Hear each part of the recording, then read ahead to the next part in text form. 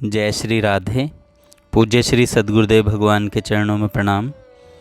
आज पूज्य श्री राधा बाबा कहते हैं, 4 चीज़ें जो बिना श्रद्धा के भी काम देती हैं।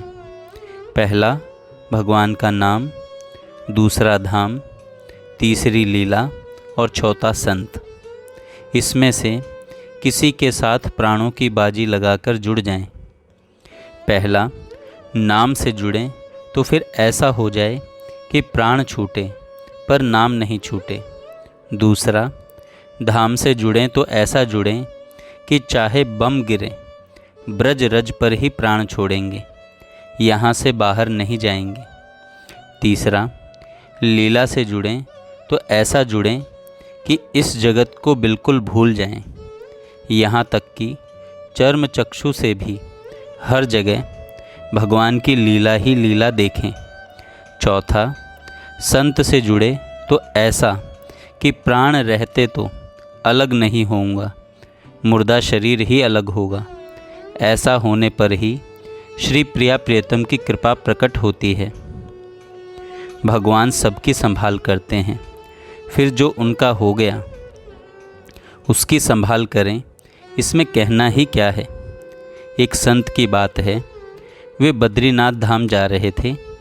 रास्ते में उन्हें टट्टी लगने लगी। 40-50 दस्त लगे। सब साथियों ने उन्हें छोड़ दिया। वे बेचारे रास्ते से कुछ हटकर जंगल में एक गुफा में जाकर पड़े रहे। दूसरे दिन एक बूढ़ा व्यक्ति आया, एक पुड़िया दवाई और दही चावल लेकर। संत ने दवा खा ली और दही चावल भी खा लिया। 3-4 दिन वह रोज़ दवा और दही चावल लाता रहा और वे खाते रहे। 3-4 दिन बाद उनके मन में कौतूहल हुआ कि यह व्यक्ति कौन है। अतः जब वह दही भात लेकर आया तब उन्होंने उससे पूछा, तुम कौन हो? उसने कहा, इससे तुम्हें क्या मतलब, दवा ले लो, दही भात खा लो। संत बोले, पहले बताओ कि तुम कौन हो। वह बोला कि यह नहीं बताऊंगा। बाबा बोले, मैं भी दही भात नहीं खाऊंगा। उसने कहा, मत खाओ, और यों कहकर वह लौटने लगा। पुनः कुछ देर बाद आया और बोला, खा लो। बाबा बोले, बताओ। आखिर वहीं उस बूढ़े की जगह भगवान प्रकट हो गए। संत बोले, महाराज, कुछ अनुमान हो गया था कि इस भयानक जंगल में आपके सिवा और कौन होगा। पर नाथ, क्या स्वयं आप इस प्रकार की भी सेवा करते हैं? भगवान ने कहा, जहाँ कोई होता है वहाँ तो मैं प्रेरणा कर देता हूँ, नहीं होता तो स्वयं आ जाता हूँ। यह सच्ची घटना है और कुछ ही समय पहले की बात है। दक्षिण में एक भक्त हुए हैं। वे भगवान के बहुत ही विश्वासी थे। गांव के जमींदार थे। एक साल अकाल पड़ा। कोठे का अनाज तो बांट ही दिया, अपना मकान तक बेचकर गरीबों को लुटा दिया। स्त्री पुरुष पेड़ के नीचे रहने लगे। उनका नियम था एकादशी का उपवास करना, फिर द्वादशी के दिन ब्राह्मण भोजन करा के तब पारायण करना। एकादशी के दिन वे पंढरपुर जाया करते थे। इस बार भी गए, दर्शन किया, किंतु पास में कुछ नहीं था। कुछ दिन पहले बहुत धनी थे, पर आज फूटी कौड़ी भी पास नहीं थी। लकड़ी बेचने से 3 पैसे मिले। 1 पैसे की फूलमाला ली, 1 पैसे का प्रसाद चढ़ा दिया तथा 1 पैसा दक्षिणा में दे दिया। दूसरे दिन लकड़ी बेचने पर फिर 3 पैसे मिले।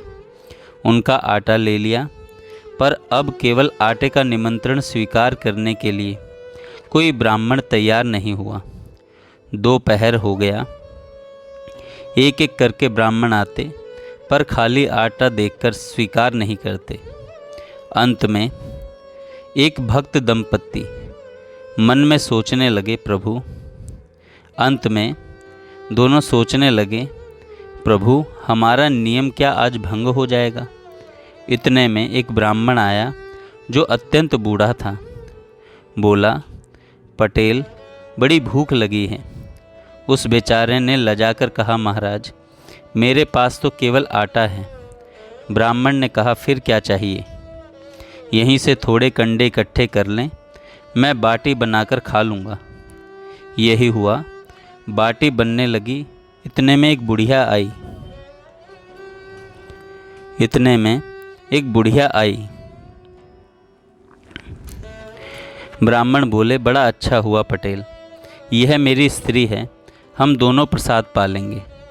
पटेल लज्जित हो गया, सोचने लगा, एक आदमी के लिए भी आटा पर्याप्त नहीं है, 2 जने कैसे जीमेंगे। पर भगवान की लीला थी। बाटी बनाई गई और ब्राह्मण ने कहा, एक पत्तल तुम अपने लिए भी ले लो।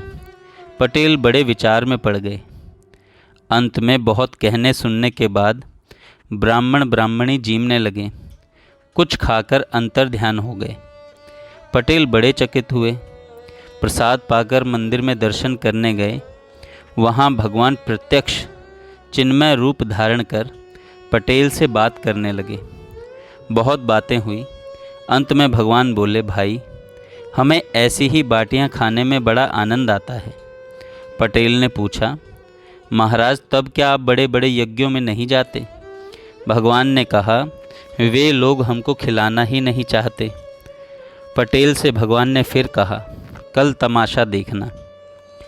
उसी ब्राह्मण के वेश में मैं कल अमुक जगह आऊँगा, देखना मेरी कैसी पूजा होती है वहाँ। एक बहुत बड़े धनी के यहाँ यज्ञ था। हजारों ब्राह्मणों का निमंत्रण था। ठीक जीमने के अवसर पर वे ही बूढ़े बाबा पहुँचे और बोले, जय हो दाता की, एक पत्तल हमें भी मिल जाए, बहुत भूखा हूँ। लोगों ने पूछा, आपको निमंत्रण मिला है? ब्राह्मण बोले, निमंत्रण तो नहीं मिला, पर हूँ बहुत भूखा, बड़ा पुण्य होगा। ब्राह्मण की एक बात भी उन लोगों ने नहीं सुनी।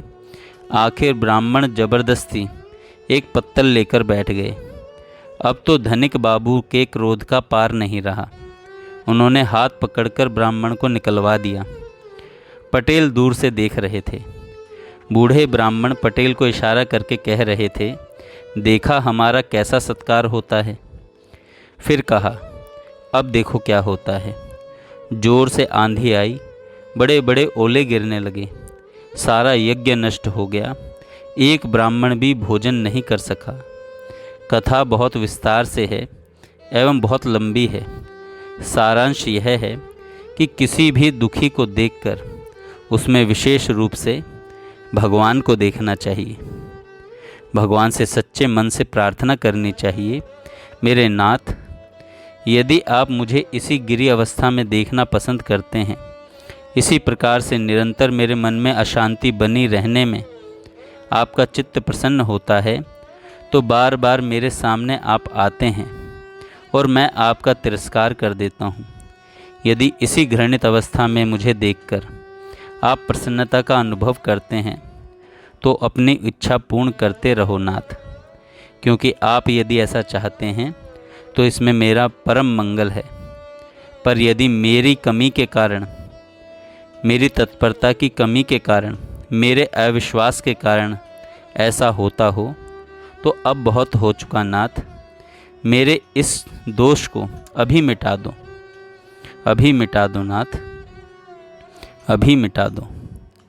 जय श्री राधे। जय श्री राधे। पूज्य श्री सद्गुरुदेव भगवान।